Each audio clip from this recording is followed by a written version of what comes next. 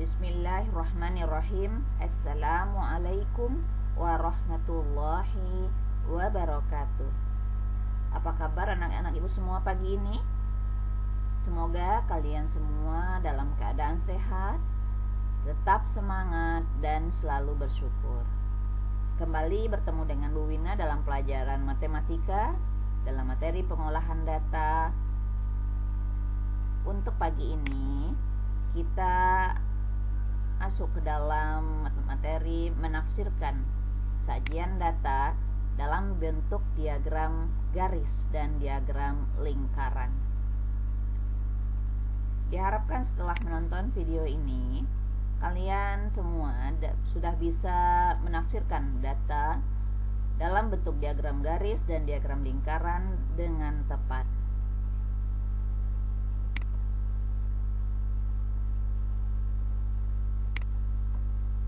Menafsirkan data berarti mencari informasi lain yang tidak tertulis pada data.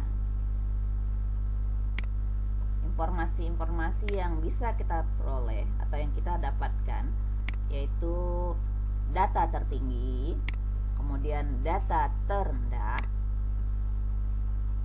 jumlah data, dan selisih data.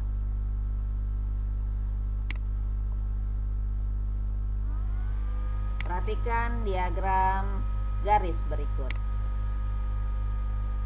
Nah, ini diagram garis pengunjung perpustakaan selama 5 minggu. Nah, coba kita lihat apa yang bisa kita tafsirkan dari gambar ini. Ya, Ibu hanya beri 5 contoh ya. Yang pertama, pengunjung perpustakaan terbanyak pada minggu titik-titik misalnya. Pada minggu berapakah perpustakaan yang pengunjungnya terbanyak? Nah, lihat di grafiknya. Ya, di grafiknya ini waktunya, kemudian ini jumlah siswanya. Maka lihatlah di situ yang paling tinggi, ini yang paling tinggi. Berarti ini pengunjung yang paling banyak. Nah, 30 pengunjungnya yang paling banyak itu pada minggu keberapa? Berarti pada minggu ke-5. Jadi jawabannya pada minggu ke-5. Kemudian untuk yang kedua, pengunjung yang paling sedikit pada minggu keberapa? Lihat yang paling bawah ya, nih dia. Itu pada 5 orang cuma pengunjungnya pada minggu pertama. Jadi jawabannya minggu pertama atau ke-1. Kemudian yang ketiga, pengunjung mengalami penurunan pada minggu titik-titik. Pada minggu berapa dia mengalami penurunan? Lihat ini. Dari minggu pertama, naik, ini turun, naik. Berarti yang turun pada minggu ke-3 jawabannya ya. Pada minggu ke-3. Kemudian kalau kenaikan berarti pada minggu ke-2, pada minggu ke-4 dan ke-5 itu naik. Kemudian jumlah pengunjung seluruhnya adalah, nah selama 5 minggu ini berapa jumlahnya pengunjungnya? Yang ini minggu pertama 5, minggu kedua 15, 20, berarti jumlahnya 3. Ini 10, kalau ini 25, ini 30, jumlahkan semuanya. 5 tambah 15 tambah 10 tambah 25 tambah 30, berarti jumlahnya 85.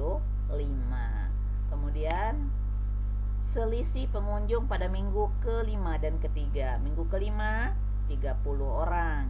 Kemudian minggu ke-3 10 orang. Berarti selisih berarti kurang. 30 kurang 10 berarti 20 siswa.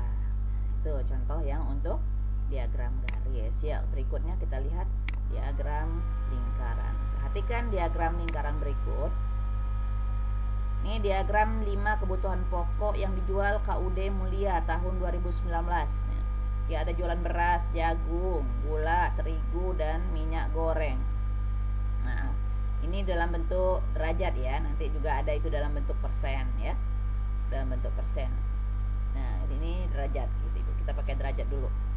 Ya, perhatikan yang bisa ditafsirkan pertama. Kebutuhan pokok yang paling banyak dijual adalah, nah, lihat yang paling besar derajatnya yang mana nih? Ini ada 120, 140, 60, 40. Berarti yang paling besar 120. Berarti yang paling banyak dijual itu adalah beras. Kemudian yang kedua, kebutuhan pokok yang paling sedikit dijual adalah, nah, lihat yang paling kecil. Yang paling kecil apa? Yang paling kecil minyak goreng. Oh iya, ada ketinggalan satu lagi. Yang paling kecil itu minyak goreng dan gula. Berarti 2 ya jawabannya ya. Ini gue tulisnya di sini cuma 1. Ya, ketinggalan berarti. Jawabannya minyak goreng dan gula. Kemudian yang ketiga, bila berat seluruh kebutuhan pokok yang Bila berat seluruh kebutuhan pokok yang dijual di KUD Mulia adalah 720 kg. Nah, berat semuanya ini beras, jagung, gula, terigu, dan minyak goreng. Apabila kita jumlahkan semuanya, dia 720.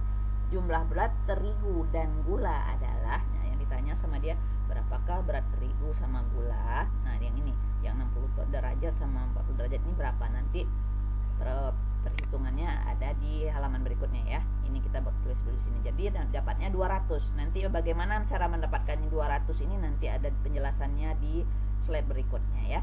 Kemudian yang keempat, selisih berat beras dan jagung. Nah, mana beras nih? Beras 120 derajat, jagungnya 100. Nantinya selisihnya adalah 40 kg. Nanti caranya ada di slide berikutnya.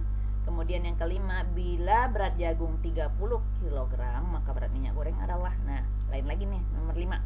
Nih, misalnya jagung ini kan 100 derajat, ya. Kemudian yang 100 derajat ini 30 kg. Maka ditanya berat minyak goreng. Mana minyak goreng? Minyak goreng 40 derajat. Nah, berapa beratnya yang 40 derajat ini?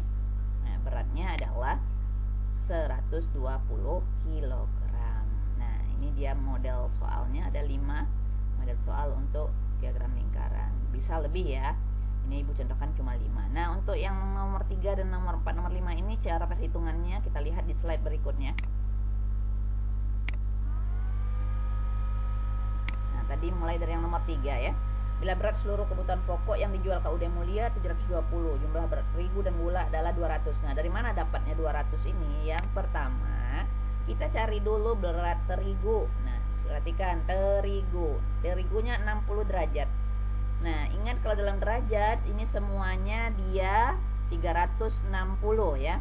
Jadi makanya 360. Kalau dia persen berarti di bawahnya 100. Itu aja bedanya. Caranya sama ya.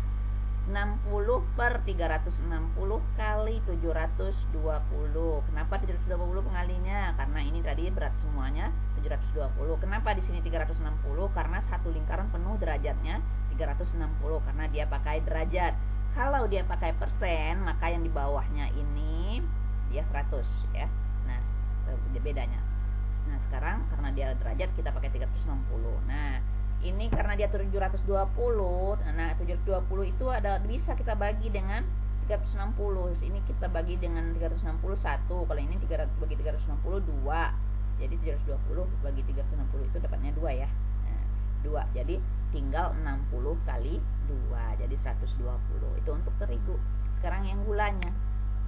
Gula. Nah, gula ini 40. Jadi 40 per 360 kali 720. Nah, seperti yang tadi sama-sama dibagi 360. Ini 1 nggak Ibu tulis. Ini dapatnya 2. 2 kali 40 berarti 80 kg. Yang ditanya jumlahnya. Berarti kita tambahkan 120 tambah 80. Itu makanya dapatnya di sini 200 ya. Kemudian yang soal yang keempat tadi selisih berat beras dan jagung. Nah, kenapa dapatnya 40?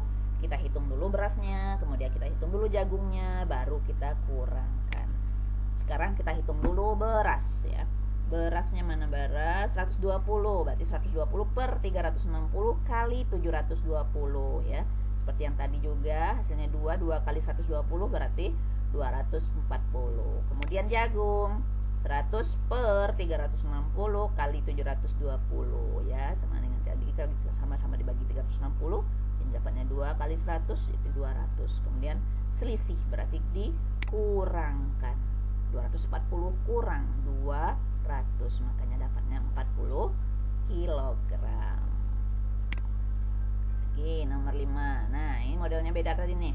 Bila yang diketahui, kalau tadi kan seluruhnya yang diketahui, kalau sekarang yang diketahui hanya jagung saja.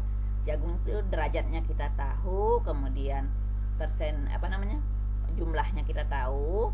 Yang ditanya berat minyak goreng. Nah, kalau yang seperti ini kita bisa pakai perbandingan ya. Perbandingan yang ditanya siapa, maka itu yang dibawa di atas. Kalau yang ditanya, kita ini ditanyanya minyak goreng nih, berarti minyak goreng mana di 40, berarti 40 yang di atas. 40 derajat per 100 derajat, karena yang diketahui tadi ya jagung per 100 derajat kali dengan 300 ya. 40 per 100 kali 300. Nah, 40 dari mana? Dari derajatnya minyak goreng. 100 ini dari mana? Dari derajatnya jagung. 300 itu dari mana? Dari beratnya jagung. Jadi 300 kita bagi dengan 100, hasilnya 3 kali 40 120.